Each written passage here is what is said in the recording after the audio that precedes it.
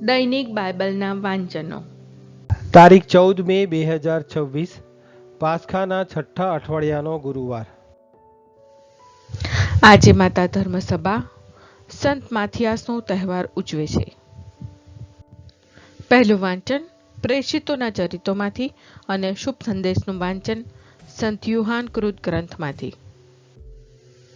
આજે માતા ધર્મસભા સંત માથિયાસનો તહેવાર ઉજવે છે. પહેલું વાંચન પ્રેષિતોના ચરિત્રોમાંથી અધ્યાય 1 કલમ 15-17 અને 20-26. મથિયાની વરણી.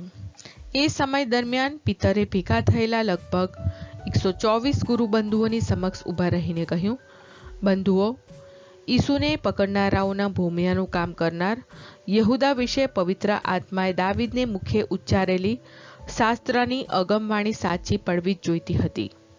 તે આપણામાંનો એક હતો અને આ ધાર્મિક સેવા કાર્યમાં તે પણ ભાગીદાર હતો.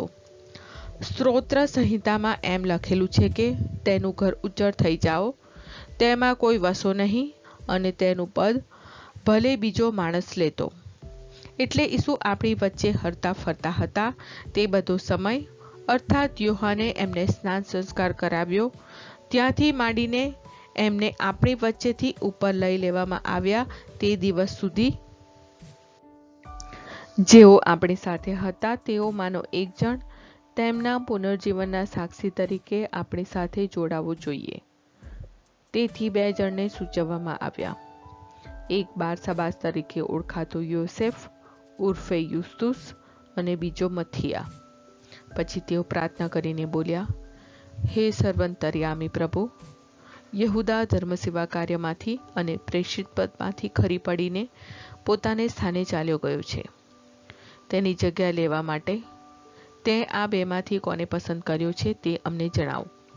પછી તેઓએ એ બંનેના નામની ચિઠ્ઠી નાખી અને તેમાં મથિયાનું નામ નીકળ્યું, એટલે તેની 11 પ્રેષિતો ભેગી ગણના કરવામાં આવી. આ પ્રભુની વાણી છે, તે આપણો આધાર છે.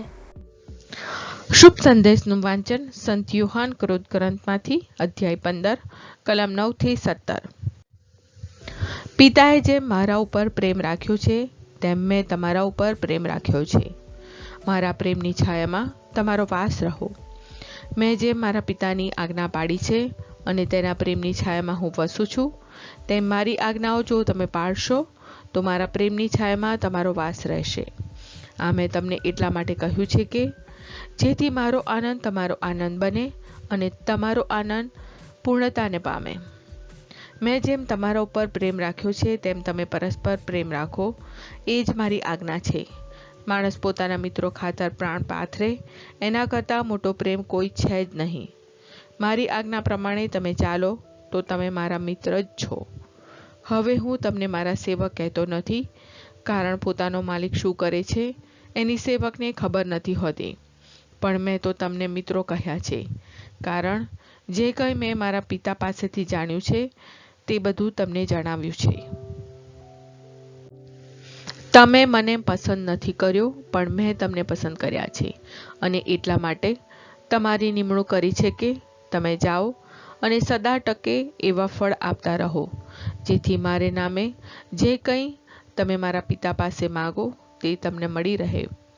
મારી તમને એ આજ્ઞા છે કે પરસ્પર પ્રેમ રાખો. આ પ્રભુની વાણી છે, તે આપણો આધાર છે. પ્રાર્થના. ઓ મારા પ્રભુ ઈસુ, હું મારા પાપો માટે પસ્તાવો કરું છું. મારા પાપો માફ કરો. મારા હૃદયમાં આવો. હું તમને મારા પ્રભુ અને તારણહાર બનાવીશ. આમેન. પ્રભુ તમને સુખી રાખો અને તમારી સંભાળ રાખો. પ્રભુની તમારા ઉપર કૃપા દ્રષ્ટિ અને મહેરબાની હો.